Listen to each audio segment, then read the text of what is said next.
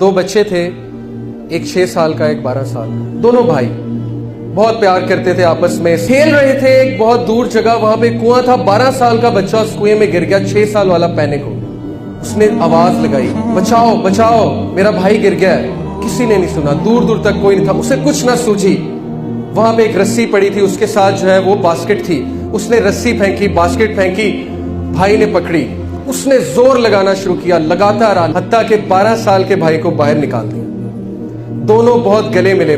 गांव गए, जाकर अपनी कहानी सुनाई। गांव वालों ने मजाक उड़ाया, नहीं नहीं ऐसे ही कह रहा है। किसी ने यकीन नहीं किया। एक बुजुर्ग थे, उन्होंने यकीन किया। कैसे किया चाचा? कहता सुनो, जब ये भाई को निकाल रहा था तो दूर दूर तक इसे कोई बताने वाला नहीं था कि तू नहीं कर सकता।